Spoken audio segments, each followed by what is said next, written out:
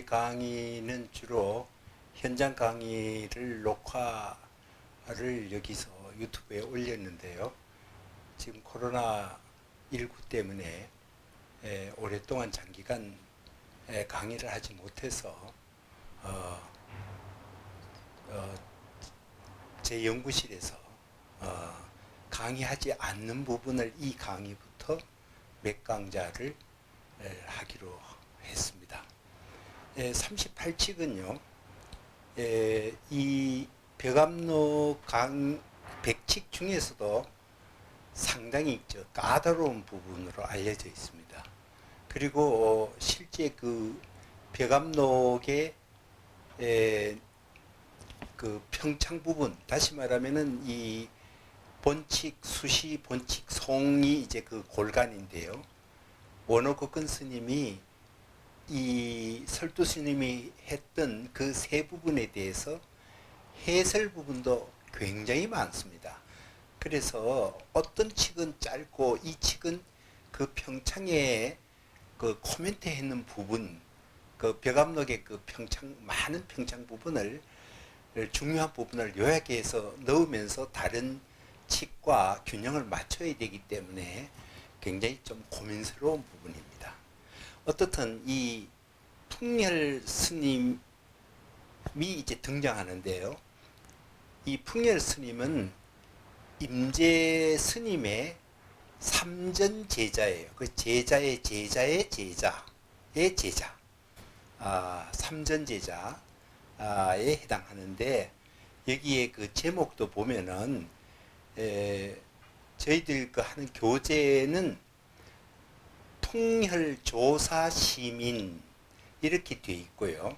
우리말로 하면은 풍열 스님이 조사의 시민, 조사의 마음도장, 이런 식으로 제목을 붙여놨고, 장경각에서 한글로 번역했는 그 본에 의하면은 풍열철우, 풍열 스님의 무쇠소 이렇게 되어 있습니다. 이 풍열 스님의 이 공안은 그 아까 임재 스님의 삼전 제자이기 때문에, 그러니까 이 책을 이해하는 데는 임재 스님의 선의 정신이 굉장히 그 속에 녹아 있다. 이런 관점에서 접근을 한다고 봅니다. 그리고 실제로 평창에서 그 임재 스님이 황벽 스님으로부터 이렇게 전수 받을 때 임재 스님의 행태를 설명하고, 임재 스님이 후세에 남긴 아주 중요한 몇 가지 이론, 예컨대 뭐 사요간이라든지 사빈주라든지 삼면삼효라든지 뒷날 이 임재 선풍에 그 조금 이론화가 지향된 그런 말들을 여기도 등장시키고 있습니다. 그러나 그 많은 걸 하나하나 해설하면은 너무 많은 시간이 소요되기 때문에 제 나름대로 그 임재 스님의 그런 이론의 핵심 정신이 여기에 어떻게 배어 있는가를 이제 설명하면서 이 책을 설명해 나가겠습니다. 해설해 나가겠습니다. 우선 임재 스님의 그 선 정신은, 임재 스님은 사실은 그 화엄 사상의 조예가 굉장히 깊습니다. 그리고 또 하나는 그 말하자면 스님들의 행동, 여기에 대해서 율과 화엄종에 대한 이 두 가지를 수행을 해서 임재 스님의 독특한 선풍을 이렇게 형성했다. 이렇게 뒷날 그렇게 평가를 하고 있습니다. 그런데 뒷날 어떻든 임재 스님이 선정신을 이렇게 크게 두 개 요약한다면, 특히 이 공안에 들어있는 임재 선풍의 두 가지 중심 주제를 말하라면 딱 두 가지입니다. 하나는 수처작주, 그 따를 숫자하고 고처자죠. 어느 곳에 가든 스스로 주인이 되라. 이거는 때 화엄을 설명할 때도 이 개념을 가지고 설명합니다.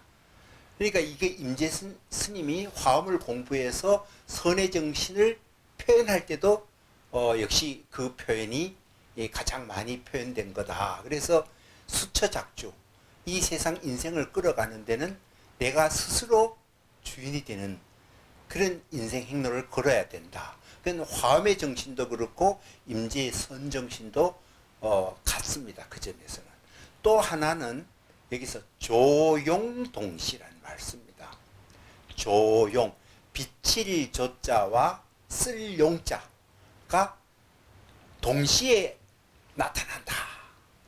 이 조용동시라는 말은 사실은 이 선이, 제가 이 선을 설명할 때 견성성불이라는 말을 쓰지 않습니까? 그 견성이라는 말을 말하자면은 그 실천적이거나 개념화시키고 그 선풍을 확실하게 만든 스님이 바로 임재 스님의 해도 과언이 아닙니다. 초기에는 그 육조 스님이 그 자성청정, 이 자성이라는 말을 쓰잖아요. 그 자성을 견성이라는 개념으로 오히려 이렇게 바꾸는데 임재 스님이 큰 역할을 한 겁니다. 그런데 견성, 자성에서 견성할 때 그 견성은 자기 성품을 들여다보는 거죠. 자기 성품을 들여다보는 것이다 하는데 그게 이제 관찰이라는 말에 본다, 관이다, 견이다 이런 말에 대해서 알게 모르게 거기는 사념이 개입할 좀 오해의 여지가 있어요. 그래서 그런 조심스러운 거를 이 견을 다시 한번 우리의 그 의식이 갖고 있는 본질적인 그런 핵심적인 그 우리 정신의 본질에 인지하고 이렇게 바라본다라는 그 능력, 정신의 본질적인 능력은 보는 건데 그 보는 것보다도 조금 더 이게 그 한 발 앞서 나가는 게 이 빛일 조자예요. 그러니까 비춰본다. 우리 정신의 핵심은 이 비춰보는 능력. 그거는 바깥을 비춰볼 수도 있고 자기 자신이 이 그 정신 활동을 하는 것을 스스로 비춰볼 수도 있어요. 이 비춰본다는 말이 굉장히 중요합니다. 그런데 그 인간 정신의 그 본질이 비침의 능력, 그 비침의 능력에서 내가 주인이 된다. 내가 스스로 붙여지고 있다는 자각. 이 비침을, 이게 비침은 비침으로 끝나는 게 아니고 비침의 본질을 작용, 그러니까 행동과 활동으로 일치화시키는 것이 선의 굉장히 중요한 요소다. 그것을 조용동시라고 말합니다. 이 조용동시가 굉장히 중요한 말이죠. 그러니까 우리 인간의 살아감은 결국 정신활동을 제대로 해나가는 건데 그 정신활동의 그 본질성을 찾아서 그것을 발휘하는 것을 하나는 비춤이고 하나는 즉시적으로 그것을 자기가 작용해 나간다.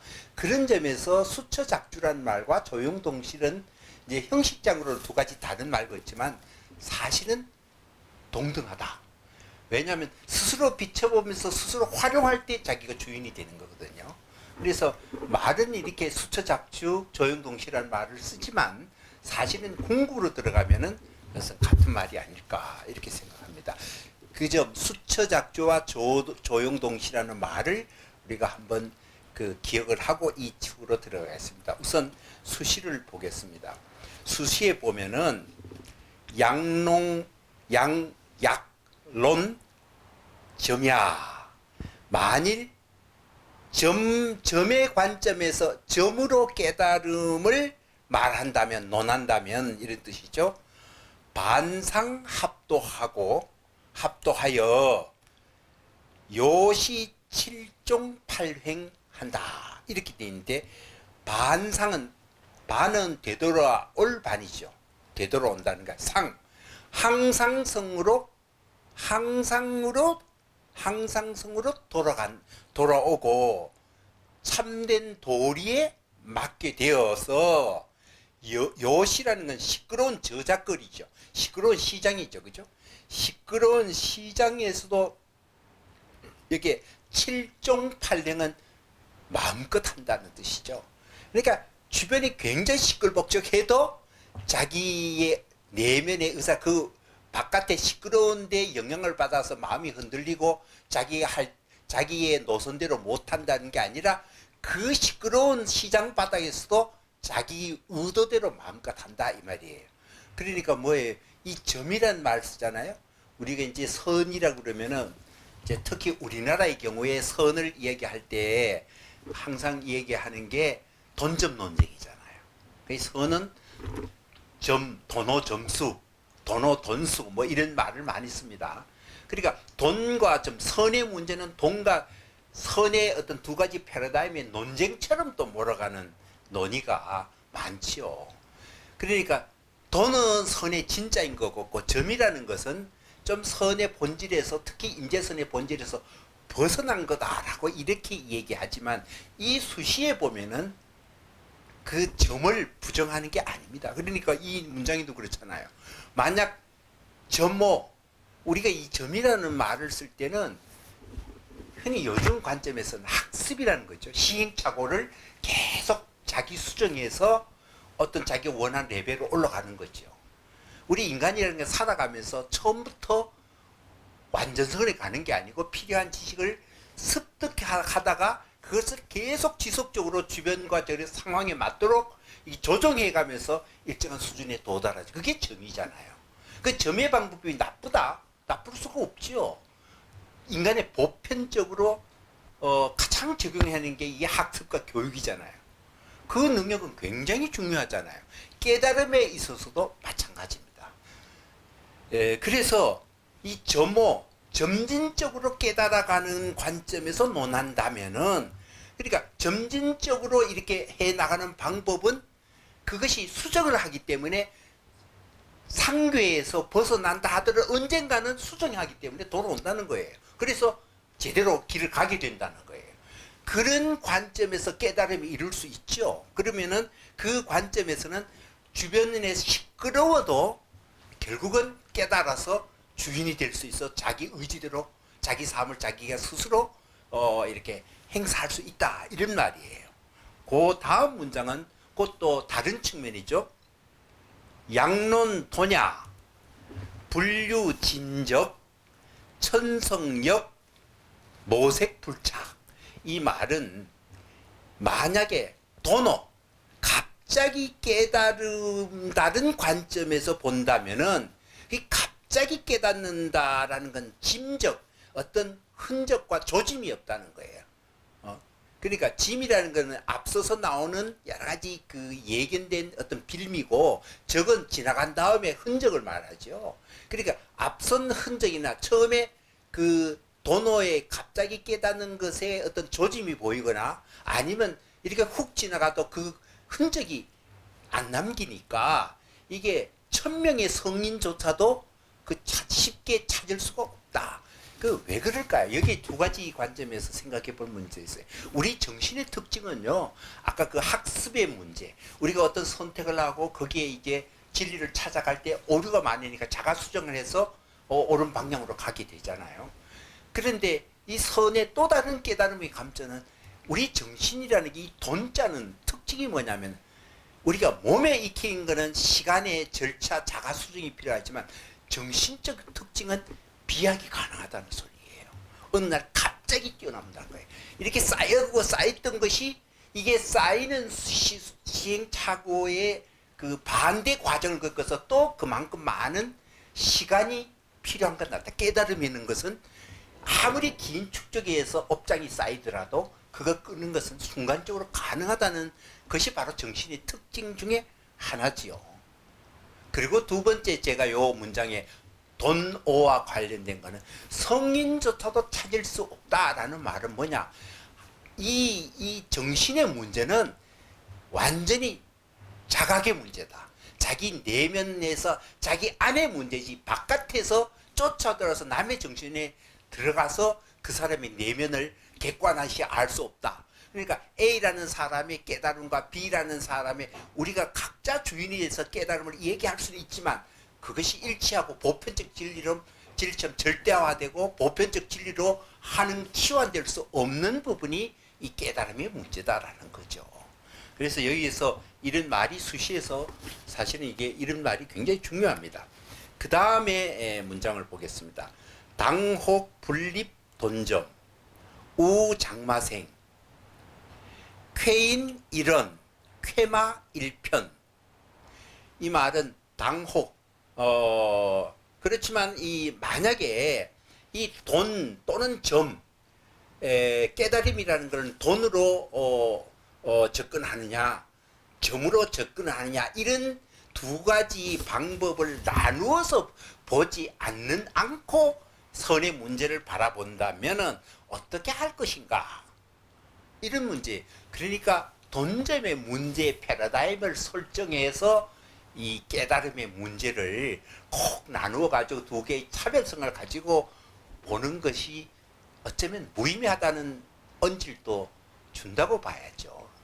자, 그러면은 그 말을 써놓고 그 다음에 쾌인은 이런. 그러니까 정말 똑똑한 사람은 민첩한 사람. 쾌는 빠를 쾌자잖아요. 이 민첩한 사람은 한마디 말로도 돌파해서 들어갈 수 있다. 하나의 빌미를 타고도 깨달음의 영역에 들어갈 수 있다. 그것은 마치 아주 그 날쌘 말이 채찍 한 편으로 탁 하면 알아들어서 지가 알아서 주인의 뜻에 따라서 그 속도를 조정해서 갈 수 있는 것과 마찬가지라는 거죠. 그러니까 돈의 문제는 그 앞에서 돈오, 점오 이런 거 다 이렇게 다 둘 다 중요하고 다 그 상황에 따라서 그 방법이 다 있지만 결국 그 두 개의 패러다임을 분리해서 접근할 필요도 없다. 그러니까 작은 찬스 하나, 작은 빌미 하나에 통해서 누구든지 그 길을 타고 갈 수가 있다. 이렇게 생각하시면 돼요. 자, 정 입맛이 수시 작자. 바로 입맛이 이러할 때에 누가 진정한 작가냐? 누가 작가일까? 뭐 당연히 풍열 스님의 이 공안을 이렇게 유도하기 이해하기 위해서 그런 관점에서 즉 돈점이라는 관점을 말고 하나의 작은 빌밋하고 가르침을 전수하는 풍열의 이 공안을 잘 들여다볼 필요가 있다. 이런 말 본칙으로 들어가겠습니다. 본칙도 이게 상당히 깁니다. 본칙 보면은 풍열제 영주 온의 안에 상당운 풍열 스님이 영주라는 건 지역의 어떤 그 지역이죠. 뭐 주니까 큰 시겠죠. 그 영주 안에 영주 관아에서 상당 법문을 하였다. 그런데 그 법문하는 내용이 풍열 스님의 말이죠. 그 다음에 조사 시민은 상사 철우직이 거즉 인주 주즉 인파. 이 말은 무슨 말이냐면 조사의 마음 도장은 마치 철우 무쇠소의 기본과 같아서 거즉 그러니까 이 뒤에 그 평창의 해설도 그렇게 말하지만 여기에는 석인, 모구, 철우 이 세 가지를 비교해요. 그러니까 목마처럼 말로 만든 형상을 말처럼 만든 것하고 또는 돌로 만든 사람의 형상처럼 만드는 것하고 그 다음에 쇠로 만든 소처럼 만든 것하고 그 단단함과 그 흔들리지 않는 견고함을 이 세 가지를 비교할 때 철로 만든 그 무쇠의 도장의 기본과 같다. 그러니까 흔들리지 않고 그 꽉 눌러버리면 흔들리지 않고 영향력이 강렬하다는 거죠. 그러니까 이 조사들의 마음 도장, 우리가 그 마음 도장 말하면 이런 도장이라는 뜻도 있지만은 그 선기, 마음이 갖고 있는 깨달음의 그 굳건한 증표 같은 거잖아요. 그래서 그 인가해주다 할 때 그 뭐 그런 뜻도 이렇게 쓰지만, 그러니까 여기에는 교육의 문제가 있어요. 선사와 그 다른 선사가 만나서 이 소위 깨달음의 서로 이 상호작용, 깨달음의 전달, 깨달음의 확인, 이런 것들이 이제 이 선에서는 굉장히 그 말하는데, 이거는 한 사람의 깨달음은 깨달은 사람과 마주했으면서 마음이 서로 주고받으면서 미진한 것을 더 깨뜨리고 튀어나올 수도 있고, 서로 도와줄 수도 있고, 서로 확인해 줄 수 있잖아요. 각자 깨달음의 문제는 고유한 문제지만은, 그 말하자면 수처작주하고 조용동시할 수 있는 각자가 그렇게 할 수 있는 것은 만나서 행동과 말을 서로 주고받으면 서로 확인할 수 있는 문제지 않습니까? 그러니까 조사들이 가르치는 시민, 그 마음의 그 뭐랄까 깨달은 마음의 그 드러남이 특히 어떤 타 선사들에게 가르침의 현장에서 드러날 때는 마치 철로 만든 소의 도장처럼 기봉이, 그래서 이게 딱 그런 것 같은데, 즉 도장을 찍은 다음에 이게 치우면, 이 말이에요. 그거는 이게 치우면은 그 남은 인이 떼면은 인이 남는다 이 말이에요. 이미 탁 찍혀 있잖아요. 그 다음에 그대로 꾹 누르고 있으면 이게 너무 무거워가지고 그 받아들인 그것이 파괴된다. 이건 뭐냐 하면은 조사가 다른 학인을 만났을 때 이를 생각하면 돼요. 그러니까 조사의 시민은 철우지기 위해 도장과 같아서 꽉 눌려가지고 그 학인인데 너무 꽉 눌러주면은 확 눌러주는데, 그게 너무 누르면은 이 학인의 마음이 그 누름에 의해서 파괴되고, 그냥 떼면은 그 말이 너무 남아서 그 말에 집착하게 된단 말이에요. 그러면 조사의 시민은 어떻게 전할 건가? 이게 문제가 되잖아요. 그래서 이 두 가지를 문제 던져놓고, 자, 그 다음에 지어 불거불주, 떼지도 찍지도 못하니, 이런 말을 써요. 자, 떼면은 이 학인이 집착할 거고, 꽉 누르면 그거에서 주눅 들어가지고 학인 자신의 마음을 살려낼 수가 없잖아요. 그러니까 이건 그래서 지어 불거부주, 떼지도 못하고 찍지도 못하니, 그러니까 인즉시 불인즉시, 이거는 도장을 찍어야 되는지, 이때 이는 동사로 쓰죠. 도장을 찍어야 시 옳은 건지, 불인 찍지 않아야 시 옳은 것인지 옳을까 하고 물었어요. 굉장히 이거는 분별에, 마치 조사의 시민에 전달할 때 이 마주했을 때 여기에 또 생각을 유발하는 딜레마처럼 이렇게 탁 던지는 거예요. 땅에서. 그런데 이때 시유 높이장로 출문, 바로 이때 높이장로라는 이분도 상당히 수행을 잘하고 뛰어난 분이에요. 높이장로가 나아가서 물었다. 나아가서 묻기를, 모갑 유 철우지기, 모갑은 저에게는 철우의 기봉, 무쇠소의 기봉이 저인데도 있습니다. 청사 불탑인, 청컨대 스승께서는 이때 탑은 원래 탈탑자인데, 우리가 어떤 비석을 이렇게 탁본할 때 그 탑자하고 같은 뜻이에요. 그러니까 이게 백기다.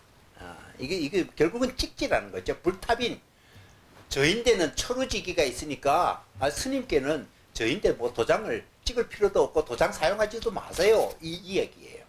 그러니까 나름대로 그 권위 있는 풍열 스님의 이 난감한 질문을, 분별을 유도하는 질문이니까 당당하게, 나도 말하자면 수처작주, 자기가 스스로 주인이 돼서 제인대 철우지기 스님이니 얘인데 그런 걸 뭐 찍을 필요도 없다, 이렇게 말한 거죠.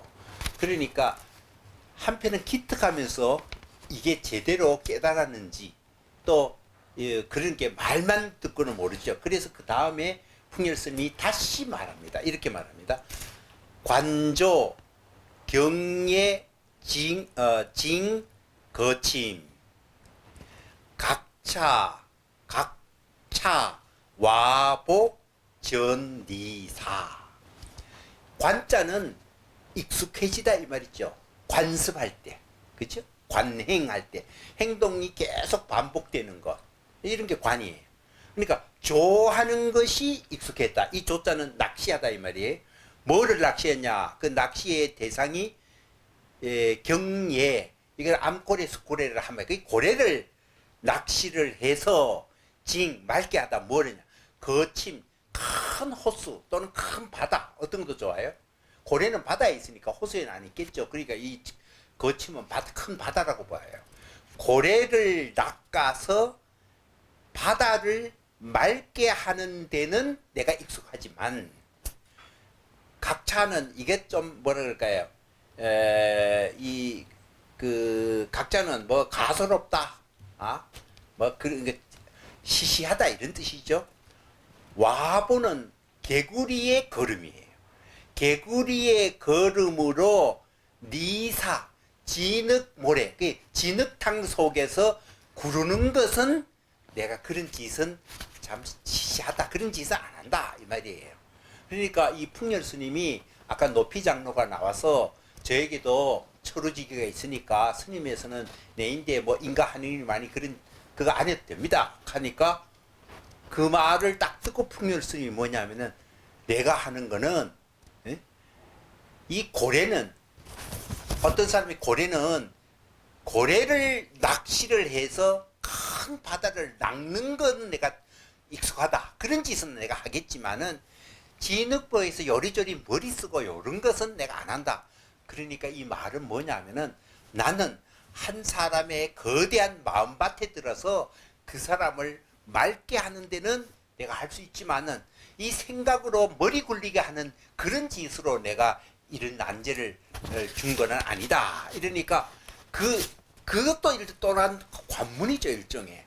그러니까 이 높이 장류가 그 말에 아까는 나에게 철우지기가 있다고 해서 자기들도 수행일 때 각자 수초 작주니까 자기가 작가가 돼야 되니까 나도 그런 거 있으니까 뭐 인가할 것도 필요 없다라고 얘기 말했는데 말로서는 그렇게 했는데 이게 정말 제대로 된 건지 2차 테스트에 질문을 그렇게 탁 그 상황에 맞도록 이런 말을 툭 던지니까 높이 장로에 거기에 대해서 저사하는 거예요.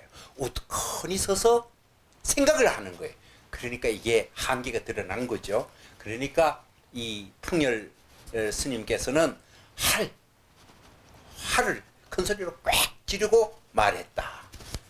장로 화부진어. 장로는 그 높이 장로 그 장로는 어찌 말을 하지 않으려는가? 계속 진어는 말을 계속 나아가는 거 있잖아요. 말을 왜 계속 하지 않은가? 그러니까 높이 장로가 또 그 말에 의라는 거는 말하려고 머뭇거리는 걸, 망설이는 걸 말해요. 장로가 계속 아까는 생각을 어떻게 했다가 이번에는 말할까 말까 뭐 이렇게 말하니까 그 다음 아까는 하를 했지만 이번에는 풍열 장로가 불자를 들어가지고 한차를 그냥 꽉 쳐요. 쳐놓고는 또 한마디 해요.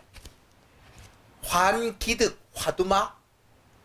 그때는 그러니까 화두를 기득 뭔가 기억한 거를 더듬어 가지고 그게 화두를 이때 생각하려고 네가 지금 생각하느냐?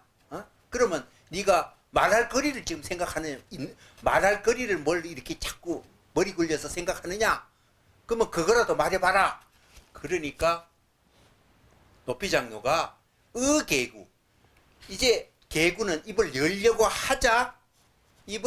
하는데 그 아마 행동이 사념에 사로잡히고 뭔가를 생각하고 이런 것 다 보였잖아요. 그러니까 풍열 장로가 여기에 우타 일불자 또 한 자를 탁 때렸어요. 때리니까 이때 그 관아에 우리가 보통 어떤 그 주는 이제 그 도시 레벨에 따라서 뭐 부사 여기는 이제 목주라는 거는 그 관아의 주인이죠. 그걸 보고 목사가 말했다. 목주운 불법여 왕법 일반. 불법과 왕법은 일반이군요. 한 가지군요. 일반 한 가지군요. 이 말이에요. 그러니까 그 풍열 스님이 혈운 견계 스마도리 그게 무슨 말이냐? 무슨 도리를 보았느냐? 견은 보자냐? 견계 뭐를 스마도리 무슨 도리를 보았느냐? 왜냐 왕법과 불법이 같군요 하니까 이 목주가 자기 말의 그 뜻을 이렇게 설명을 해요. 당단 반초기란 당단은 마땅히 끊어야 될 것을 부단 끊지 않으면은 반 도리어 초 부른다 이 말이에요. 그 난을 도리어 재난을 불러들이게 됩니다.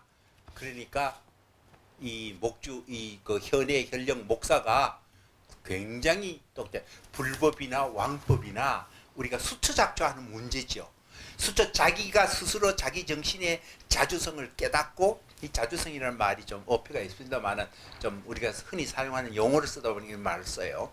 그 생각으로 굳어진 자주성이 아니죠.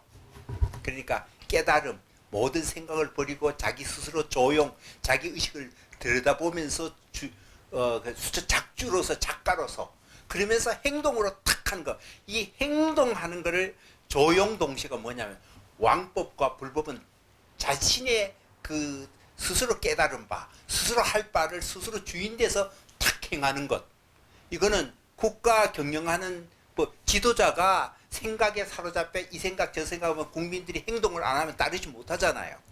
불법도 깨달음이라는 것도 자기가 스스로 주인돼서 생각에 머무르지 말고 그걸 비춰보면서 조용, 즉시 자신의 의식을 이렇게 뭐랄까 실천하면서 나가라는 것. 그거는 왕법이네. 이 왕법을 국가를 다스리는 원리를 선법에 그대로 똑같은 거냐 하니까 이게 본질을 깨달았단 말이에요. 그러니까 이 풍열 스님이 하자 곧 내려왔다.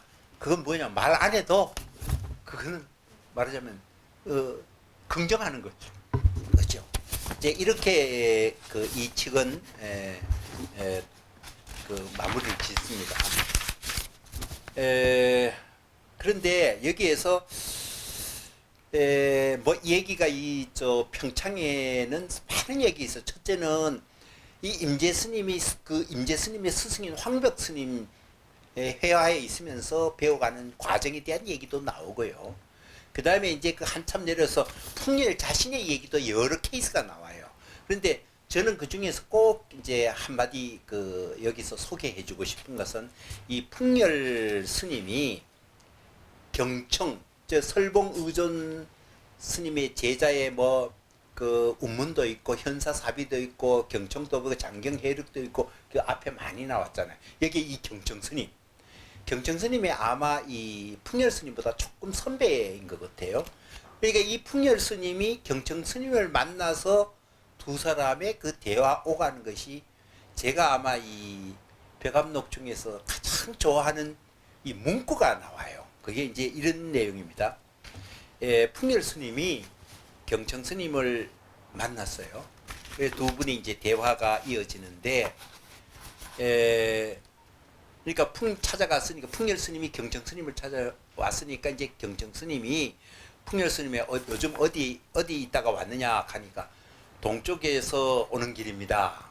그러니까 이 경청 스님이 작은 강고 오는 길에 좀 강이 작은 강을 건너 왔느냐 그러니까 이 풍열 스님이 큰 배는 허공을 건너가니 작은 강은 건널 수 없습니다. 네, 참 이 멋있는 말이죠. 그 말을 탁 듣고 그러니까 이 경청 스님이 풍열 스님의 도기를 좀 엿본 거죠. 딱 까고 거기에 맞는 이 경청 스님의 말이 참 이게 너무 멋있는 말이에요. 이런 말 씁니다. 한문으로 이야기하면은 경수도산 조비부도. 저는 요 문장을 제일 좋아해요. 경수도산 조비부도. 한자는 경자는 거울 경자에 경수란 거울 속에 비친 물. 우리가 이 실제 이 강에가 물이 있지만은 거울 속에 어떤 물이 비치 있으면 거울 속에 물을 볼 수는 있잖아요. 물이라고.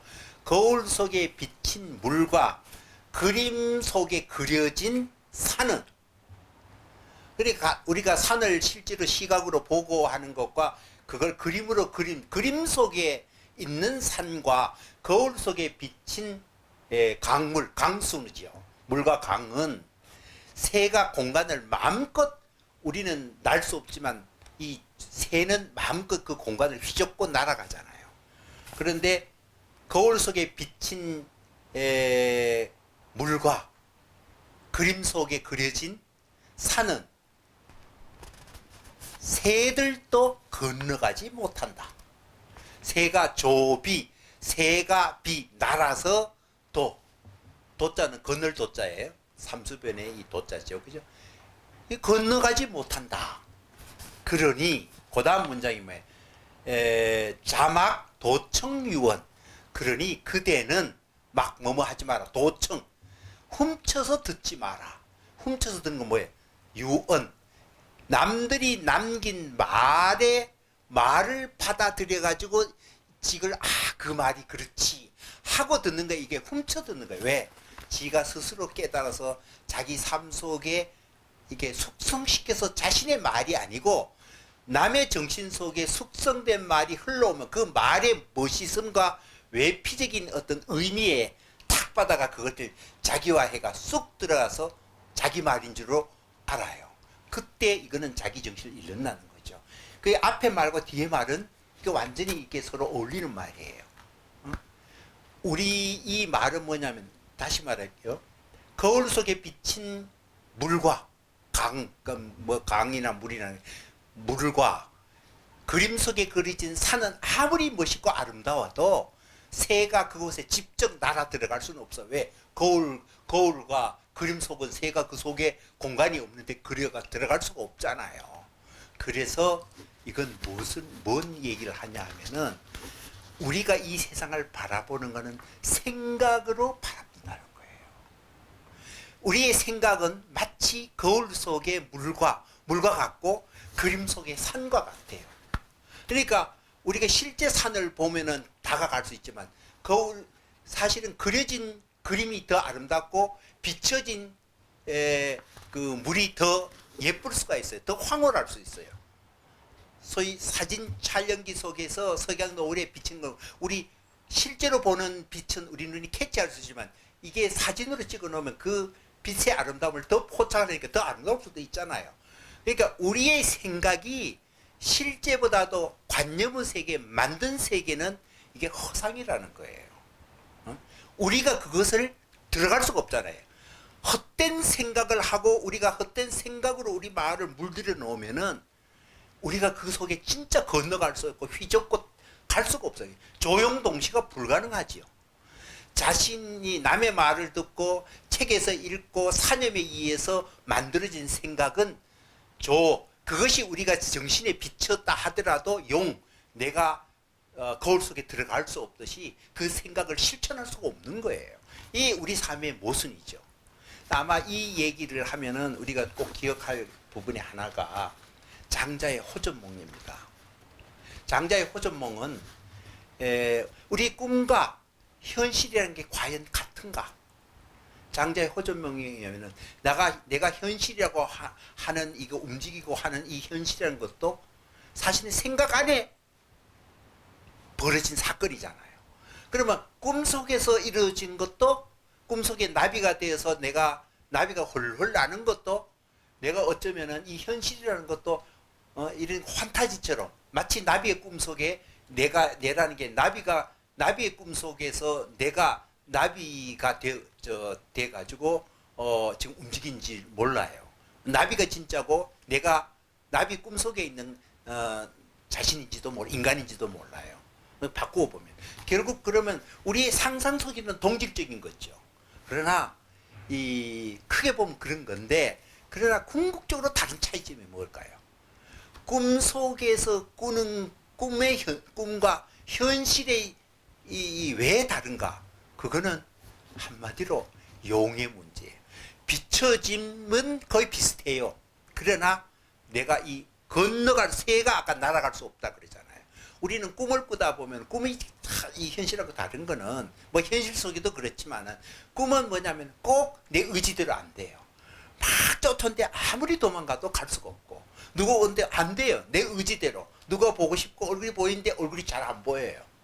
이게 뭐냐면 저 비춰지긴 하지만 내 뜻대로 움직이지 않아요. 작자가 안 된다는 거예요. 그래서 진짜 깨달음이라는 것은 보는 것뿐만 아니라 용이 내가 움직여 가지고 내 그 비춰진 꿈을 그려진 꿈을 내가 휘젓고 움직여 가는 것이 진정한 작가고 내 삶의 주인공이 된다는 거죠. 그래서 이 조용동시란 말은 그 점에서 굉장히 중요합니다. 그러니까 이 얘기는 우리가 그 아까 높이 장로와 그 영주 관하에서 이뤄진 사건과 또는 그 앞에 뭐 아까 풍열 지금 있는 풍열 스님의 하고의 그 일화 같은 걸 이렇게 따져 보면은 진정한 주인제자, 진정한 깨달음이라는 것은 그냥 비춰만 보는 게 아니라 비치는 동시에 그 의식을 내가 부릴 수 있는 것, 휘젓고 부릴 수 있는 것, 이 굉장히 중요하죠. 그것이 진정한 수처작주의 문제예요. 그러니까 임재의 정신은 막 거기에 있다. 수처작주, 조용동시 이 두 말 속에 이제 이렇게 포함되어 있다. 그 의미 속에 내포되어 있다. 이렇게 생각하고 풍열 스님이 이런 공안을 하는 것도 그러한 정신이 풍열의 삶 속에서 새롭게 각색해서 나타난 거다. 이렇게 말씀드릴 수 있죠. 송을 하고 송으로 들어가겠습니다. 송은 굉장히 짧습니다. 송에 보면은 금득 높이 과철우 한문이 굉장히 어렵습니다. 금자는 칠금하다 할 때 이게 잡는다는 거죠. 그 잡아한다는 거예요. 높이 아까 여기 이제 본칙에서 오는 높이 장로죠. 그죠? 높이 장로를 팍 잡아서 철우지기를 과자는 태우다. 타 넘을다 이 말이에요. 그러니까 푹 잡아서 철우에 탁 앉혔다 이 말이에요. 그러니까 풍열 스님이 이 화두를 낼 때 선사의 시민은 철우지기와 같다. 그렇게 이야기하니까 높이 장로가 저도 철우지기가 있습니다. 그러니까 그래 너인데 철우지기증만 있네. 진짜 철우지기인가 하고 이제 높이 장로를 잡아서 진정한 조사의 그 철우지기 한번 올려놨어요. 올려놓으니까 이제 그때부터 이제 풍열 스님과 높이 장로가 이제 주고받고 깨달음의 진위를 그 이제 파악을 하잖아요. 확인을 낸 절차에 들어가는데 그 다음 문장이 바로 그거예요. 삼현과갑 미경수. 여기 이제 삼현이라는 말이에요. 과갑은 이 갑옷과 창과자고 갑은 갑옷이라고 생각하면 돼. 무기죠. 어떻든 이 삼현의 갑옷과 창을 미경수, 이게 가벼이 이 경수는 수작은 되돌려준다는 거죠. 그러니까 복수할 때 숫자가 되돌려준단 말이에요. 그러니까 이게 어떻게 지금 풍열 스님하고 삼현의 무장을 갖춘 풍열 스님하고 정말 철우지기가 있다고 이렇게 해서 마주하니까 이 삼현의 무장을 한 이 풍열에게 이 높이 장로가 이 감당이 안 된다는 거예요. 덤비지 못했다 이 말이에요. 그걸 이렇게 문장이. 그런데 여기 이제 삼현 삼묘라는 말인데 임재 스님의 선전신을 이렇게 보통 얘기할 때 이 그 일구에 삼현이 갇혀 있고 그 일현에 또 삼묘가 갇혀 있다. 뭐 복잡한 일을 하는데 우리가 핵심이 그 뭐냐 하면은 일단 분별 의식을 생각을 끊는 거잖아요. 생각을 끊어내는 게 굉장히 중요해요. 그게 이제 조가 문제예요. 비춰보면은 생각의 분별, 무분별의 의식 상태로 가는 게 좋은데 거기에서 정말 이제 아까 수처작주라 그랬잖아요. 진짜 주인인가 주인이 아닌가 이것을 또 분별할 필요도 없어요. 아까 그 수시도 그랬잖아요. 돈점이라는 관점에서 보듯이 그 빈주 진정한 자신의 주인인가 하는 것은 이 그 한기절 속에 예? 스스로 주인됨을 금방 알 수 있고 이 사람이 생각에 빠져 있는지 진정하게 자기를 배추있고 작가가 돼 있는지 그것 금방 알 수 있다 이 말이야. 한 구절을 통해서도. 그 다음에 또 이 삼묘라는 말의 이 체크 포인트가 그 분별의 사고를 끊었는가 못 끊었는가 하는 거고, 하나는 말을 사용해요.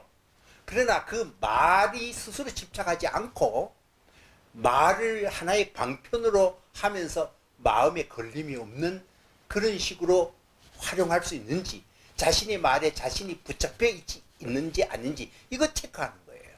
그 다음에 또 하나는 자신의 지식, 남의 말에 빠져 있는가. 결국은 분별의식 이게 다 어울려 있는데 이런 무장, 이게 삼면의 과갑이에요.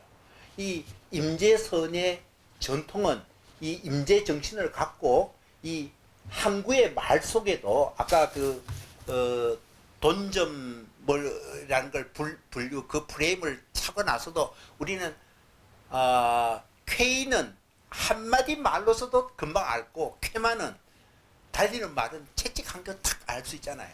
그러니까 한 개의 행동과 한 개의 말 속에 탁 수작을 해보면 주고받는 거 딱 해보면은 그 사람이 정말 자신의 생각에 빠져 있는지 자기 정신을 내비쳐 잘 보고 있는지 금방 알 수 있고, 또 말에 머물러 있으면서 그걸 쓸 줄 아는지 모르는지, 이게 그래서 주인이 된지 아닌지 금방 알아볼 수 있다는 게 한마디 말로 보고도 그런 것을 지금 이렇게 표현합니다. 삼현의 과갑에 그 풍렬 스님이 갖춘 임재선으로 무장된 삼현의 과갑에 이 철욱식이 있다고 그랬지만 그건 미경수, 이게는 수작이 안 된다는 거예요. 그 다음에 이제 초왕성반 조종수, 이 초나라의 옛날에 지금 한수 지역이 있었죠. 그 한수 지역에 그 초왕성이 있었어요. 그 초왕성이 말하자면은 초나라 왕의 수도잖아요. 그러니까 초나라가 나중에 이 굉장히 거세잖아요. 진나라가 성장하기 전에 초나라가 거의 제일 세요. 전국시대 초반부에. 그 초나라 성의 언저리에는 그 한수도 이러고 밑에 가면 양자강도 오고 뭐 이래요. 그러니까 큰 물줄기가 이 초나라 성에 다 모여든다. 이 말은 마치 임재의 선풍이 초나라의 기풍처럼 온 그 선승들이 다 그 의식에 그 임재 선풍에 휘말려가 다 쫓아오지만 그것이 제대로 스스로 주인돼서 찾아오는 건지 아니면은 그냥 말과 그 권위 또 트렌드에 따라 쫓아오는지 이거는 금방 알 수가 있는데, 그 마지막 말이 그 말이에요. 이 초나라 성 언저리로 조종의 온갖 아주 큰 물줄기가 다 쫓아오지만 할하 증령 각도류, 그러니까 할소리, 할하, 과업을 꽥 찌르는 할소리 아래에 이 물이, 이 흘러 들어온 물이 전부 다 거꾸로 들어온다. 그러니까 할소리 한방. 그러니까 우리가 임재선을 기풍으로 알고 유행처럼 대세처럼 쫓아서 아는 게 아니라 스스로 자신의 작가 정신, 스쳐 작조하는 정신, 스스로 비춰보면서 자기의 그 빛나는 정신을 스스로 그 비춰보는 즉시에 그대로 쓸 줄 아는, 주체적으로 쓸 줄 아는 그 정신이 보통 쉽게 할이죠. 방 이런 거예요. 그 말도 필요 없고 자신이 스스로 주인 된다는 걸 톡 드러내는 것. 이런 간단한 행위 속에서 이 트렌드에 묶여서 그럴 필요가 없다. 이거는 바로 설두 스님의 자신의 말하자면 주인 정신, 작가 정신을 이 말로 드러내는 거예요. 오늘 강의는 여기에서 마치겠습니다.